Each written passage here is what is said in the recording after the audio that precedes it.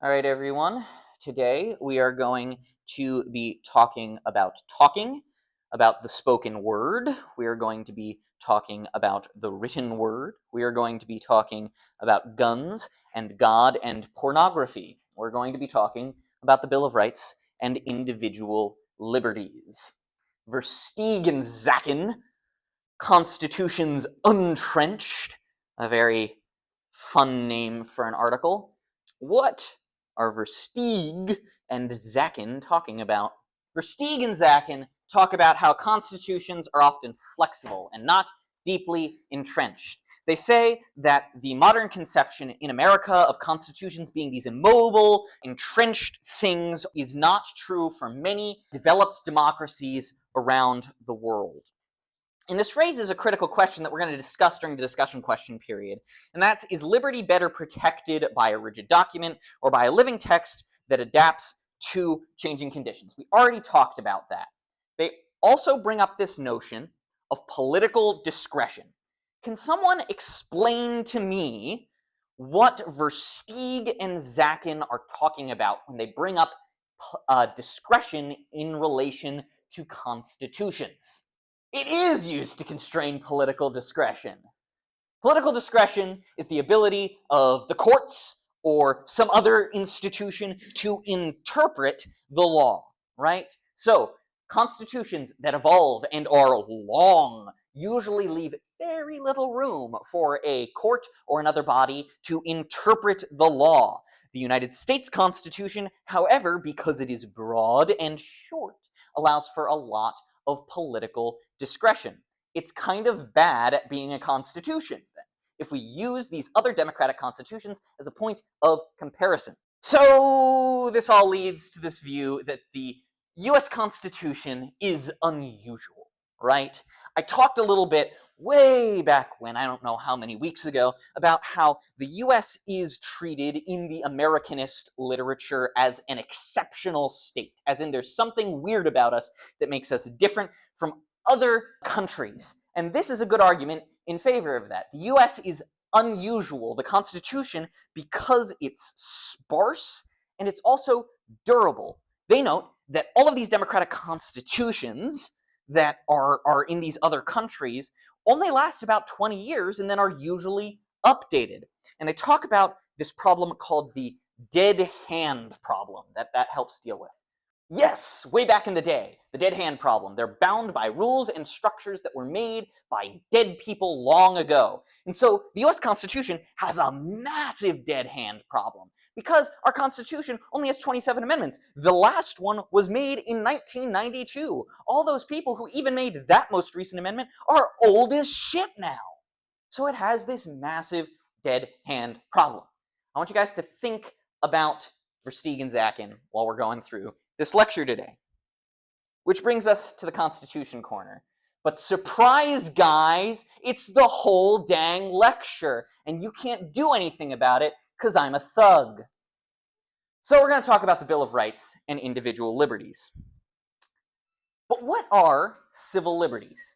We're talking about the Bill of Rights, but we're talking about civil liberties. Civil liberties are different from civil rights. That's why we have two separate weeks. So, civil liberties are freedom from government overreach. Civil rights are rules about how government treats groups and allocates participation. So in the case of civil liberties, it's much more individualistic. In the case of civil rights, it's much more group-focused and focused on representation. Liberties limit the collective action government can take, while civil rights regulate collective action via rules and laws and decisions. I want you guys to note that I haven't been clicking through any of my bullets here. I want you guys to note, too, that the Bill of Rights has both substantive and procedural limits within the text of it, right? Substantive limits are limits on what government can't do. Think of this as the freedom of speech bit, the freedom of religion bit, and the implied right to privacy, things that the government can't infringe upon. And then procedural rules are how government must act. Think of those as fair trials and due process and no cruel and unusual punishments, right? So substantive, what they can't do; procedural, what they have to do. Why do we have a Bill of Rights? This is a bit of review from the early weeks in the class here. The Bill of Rights was a ratification bargain. Remember, to pass the Constitution in 1791. The Anti-Federalists were worried that if we did not stipulate the rights that were allowed to American citizens, that the government would be tyrannical. And so, in order to get the Anti-Federalists on board, they said, we'll pass the Constitution as is, but the first 10 amendments will supposedly protect those rights or enumerate them. And there are, of course, deep, lasting consequences to this. It's a form of path dependence that leads us into the modern day interpretation of our rights. Now, the Ninth Amendment is, in Madison's view, who's writing the Constitution, the most important one. It's viewed as this safety valve amendment. It states that the rights that are listed in the Constitution are not the only rights and liberties that you have. There are other unenumerated rights and liberties that are accessible to you. This is where we get the idea later on of a constitutional implied right to things like privacy. And importantly, these rights originally were bound only to the federal government. You only had these rights in the eyes of the federal government, and they did not apply to potential infringements by the state until we get into this thing called selective incorporation, which we'll talk about on Thursday. Let's get into the substance here. So, the First Amendment has protected freedoms in it. The first of which, and perhaps one of the most important, is freedom of religion. There are two religious clauses in this. Those are the Establishment Clause, which prevents the government from establishing or favoring a religion. And this is where we get controversies over school prayer, for instance. Public schools, being an arm of the government, if they institute school prayer, that could potentially be a violation of the Establishment Clause, because what religion are those prayers? If they are Christian prayers, then is that not then the federal government adopting the Christian faith? You also have the Free Exercise Clause, which protects an individual's right to practice their faith. The court has been very protective of an individual's beliefs and their ability to practice religion over time, particularly when the practice of religion clashes with otherwise neutral laws. Now, there is this thing called the Religious Freedom and Restoration Act of 1993 that restored stricter scrutiny on assessing these cases here. It doesn't constrain states from potentially infringing on someone's establishment or someone's exercise of religion, but it does bind the federal government from not necessarily interfering with someone's free exercise case. A great example of using the Religious Freedom Restoration Act along with the Free Exercise Clause is the Hobby Lobby case, in which Hobby Lobby did not want to give their employees health insurance to cover contraception or abortion procedures on religious grounds. We also have the speech and press protections under the First Amendment. Political speech is ostensibly the most protected speech under the Constitution. The court has viewed it as such and treats it with the strictest scrutiny. It's a very demanding test, requiring compelling government interests and narrow tailoring. We also see that the court has over time viewed the use of money as speech. Over time, campaign finance laws have further loosened the definition of speech and what is protected. Key watershed cases here are McConnell v. FEC. That's Mitch McConnell versus the Federal Elections Committee in, I think, 2003 or maybe 1993. It ends in a 3. And then you had the Citizens United v. FEC case. Another central rule of speech that is protected is that government can't practice this thing called prior restraint, which is blocking speech before it happens. If you think somebody is going to say something in a public forum, or they're going to print something that you don't agree with, you cannot prevent them from doing that, only react after the fact.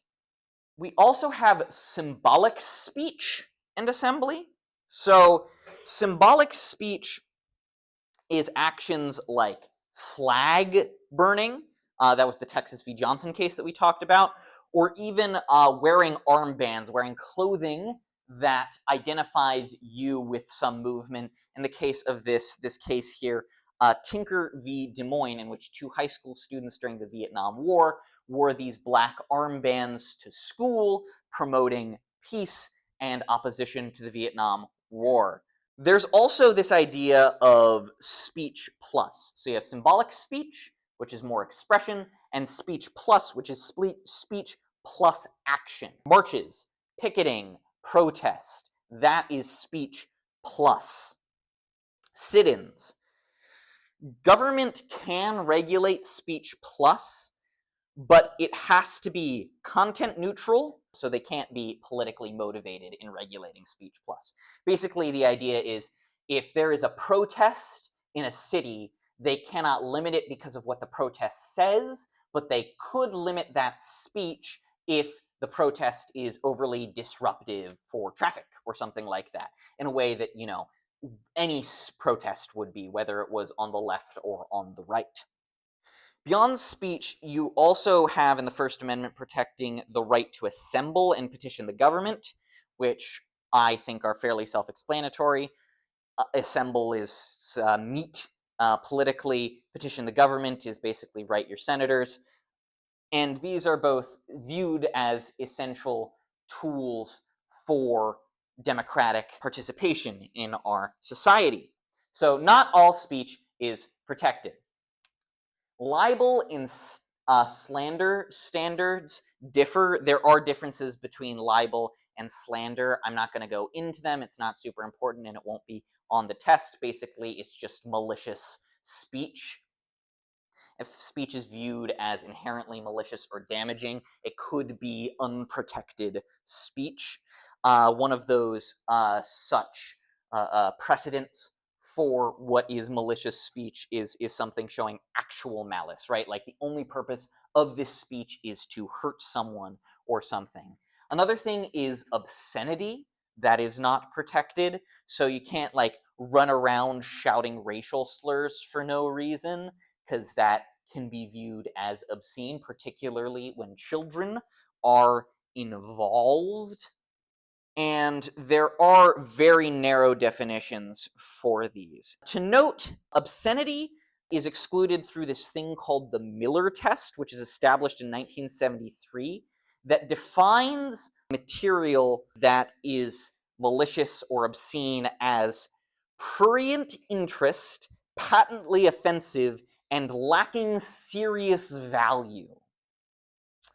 And those 3 categories, you'll notice, are somewhat broad and open to interpretation. How do you decide that some form of speech lacks serious value, particularly when you talk about artistic expression? Pornography that does not meet this standard usually is protected and is not banned historically, though we are seeing some shift in that. And generally, the test to evaluate what pornography is was established by the Associate Justice Potter Stewart, who says, "I shall not attempt to further define the kinds of material, but I know it when I see it." So the court's definition of pornography is usually, does that look like porn? And then they say, yeah, that's porn. Second Amendment, we all know this one. It's an individual right to carry firearms. And I do say individual right. Often people who are opposed to the Second Amendment will note that the first phrase of the Second Amendment is a well-regulated militia being necessary for the protection of the United States. The right to bear arms shall not be infringed, and they emphasize that it is for militia purposes. However, the Supreme Court in Columbia v. Heller in 2008 determined that the Second Amendment protects an individual right to firearms. Specifically, though, for self-defense in the home. There are limits to this that are still permissible. For instance, walking around Columbia, even though South Carolina, I believe, is a constitutional carry state now, you will see signs that you can't bring a gun into a bank. It makes sense, you know? They might think you're a robber. Originally, also, the right to bear arms was specifically integrated to the federal government. The federal government shall not infringe your right to bear arms, but was later then, of course, integrated into the states. The states can also not pass laws to infringe your right to bear arms. The really important ones here. We have the due process cluster, the rights of the accused. Due process is basically fair treatment under law. It's really important to the rule of law. And the core of the due process cluster is the Fourth, the Fifth, the Sixth, and the Eighth Amendment. The Fourth is unlawful search and seizure. The Fifth is self-incrimination and double jeopardy. The Sixth is the right to counsel and a trial by a jury of your peers. And the Eighth is the right to bail, no unjust fines, and outlining punishment. This is the essence of due process. These are also procedural protections, right? Remember when I talked at the beginning about those two different types of rights that are protected under the Bill of Rights? This is more of the procedural side of things. And this also constrains the state. Historically, states did ignore these rights. Historically, until about the 1960s. They did not view this as integrated to them, and then, after the advent of substantive process and selective incorporation, which again we'll talk about on Thursday, they then integrate these rights into the states. So let's be specific here. The Fifth Amendment. There are three protections covered by the Fifth Amendment, right? The grand jury requirement applies only to the federal courts, not the state. So grand jury basically is grouped together to see whether or not charges will be filed against an individual. Grand juries historically have been viewed as just like a rubber stamp. If a grand jury is convened against someone, they're probably going to charge that person because, fun fact, for grand juries, it is just the prosecution in a room with a jury. That's it. There is no defense in it. The prosecution just lays out the case, and they say, we have to convict this person, or we have to charge this person, and the grand jury usually says, oh yeah, that sounds right. Double jeopardy means that someone can't be charged or tried twice for the same offense, preventing harassment. So if I rob a store, and then I get charged for that, and, you know, maybe I don't rob the store, maybe I do, but my lawyer's really good and I don't go to jail for it, and the jury already decided, you know, he's not guilty or whatever, and then they're like, no, we're going to charge you and try you again. They can't do that because my lawyer's pretty awesome, and also the Constitution says so. And finally, this is the most commonly known one, the self-incrimination clause, and it's basically you don't have to testify against yourself. Whenever you hear someone in TV or movie say, I plead the Fifth, they're talking about this. They don't have to speak in order to incriminate themselves. I use this image here. This is one of my favorite examples of someone using the Fifth Amendment well. This here is Paul Robeson. He is an American opera singer / screen actor who was brought before the House Un-American Activities Committee in the 1950s during the Red Scare and accused of being a communist. And what that committee didn't recognize is that Paul Robeson, in addition to having a beautiful bass voice and a wonderful screen presence, also was a lawyer. And so you get this recording of him. He has this beautiful speech where he talks about the rights of the accused and due process, and then they keep asking him dumbass questions, and then in his resounding bass voice, he always just goes, I plead the Fifth Amendment, like 5 times in a row. It's beautiful. I would highly recommend that you guys look up that hearing. And finally, you have this idea of Miranda warnings. So there's this case called Miranda v. Arizona in 1966 that determines that cops, when they arrest someone, they have to read them their rights. That's what you always see in the movies. You have the right to remain silent. Anything you said can and will be used against you in a court of law. You have the right to an attorney. If you cannot afford one, the court will provide one for you. You have the right to something, something, something. I don't know. I'm not a cop. I'm not arresting people. But cops were not required to read people their rights before that, and now they have to, which I would argue is a good thing, because a lot of people don't know what their rights are. The Sixth Amendment. So, you have the right to a speedy public trial. Speedy as in the government cannot make your trial last or delay for decades and decades and decades and decades, effectively making you convicted of a crime without actually going to court. There are modern issues with this where there is such a backlog in certain jurisdictions, New York City being one of them, where you will have people waiting for their court date in jail for months and months and months and months, even though they have not actually been convicted of a crime, and they are ostensibly innocent until proven guilty. Some people argue that is a violation of the Sixth Amendment. This overall focuses on trial fairness. It also guarantees a quote-unquote impartial jury. I could talk for hours about jury selection, but I will not.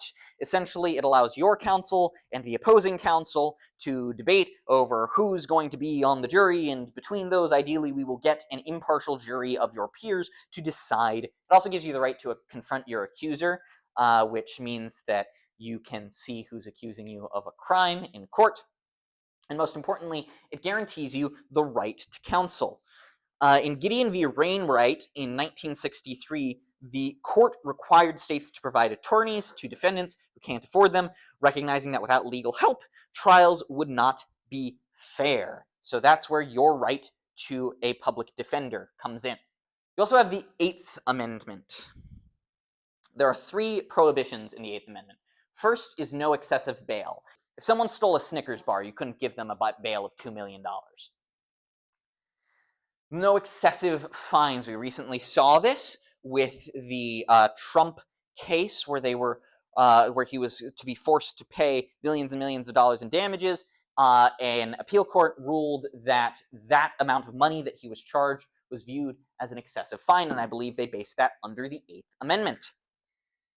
We have the famous line in here, no cruel or unusual punishments.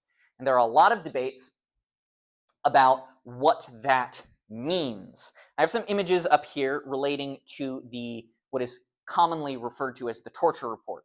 It was the report on the activities of the US military in Guantanamo Bay, in which they tortured prisoners there in order to get information out of them. There were strong arguments that despite the fact that the prisoners were not US citizens, the way that our Constitution frames it, and this is in the text of it, people who are not citizens of the United States are still guaranteed the rights of the accused if they were citizens. So the viewing of that was that potentially torturing these prisoners in Guantanamo Bay would be cruel and unusual punishment. There's also arguing that what is cruel and unusual changes over time. One of those things is that maybe the death penalty in common conception today among the public might be viewed as cruel or unusual. It certainly is unusual today. We have many people sitting on death row, but rarely do we actually execute anyone. Does it then constitute, in a modern, evolved society, a cruel as well as an unusual form of punishment? And then this is just a picture of Dianne Feinstein, who helped organize the torture report. And finally, we have this idea of a constitutional implied right to privacy. It is not textually explicit, and we don't even really know, I feel like, as the public, what this idea of privacy really means. It obviously has been used in cases related to gay rights, and most famously, abortion. This comes out of a case, and this is one of the ones you're going to need to know, called Griswold v. Connecticut in 1965. The Connecticut government banned all contraception in the state of Connecticut. Nobody could access condoms or anything. They didn't want anybody having sex except to have babies. And so the court says that violates people's rights. But what is the right that it's violating? Well, they come up with this idea of zones of privacy. And it's created under the penumbras of the Bill of Rights, and they cite the First, the Third, the Fourth, and the Ninth Amendment. Key being the Ninth Amendment. Remember, it's the safety valve. You're allowed other rights that are not stipulated in the Constitution. We also have the largest high-profile case that talks about the constitutional right to privacy in Roe v. Wade in 1973, which was, of course, overturned by Dobbs v. Jackson in 2022. And this notion of the right to privacy is still highly contested. It gets messy. This all goes back to what Versteeg and Zackin are talking about. We have a constitution that is short, broad, and old, and that allows these courts so much discretion, and the average citizen so much discretion, and the police so much discretion in interpreting what laws are.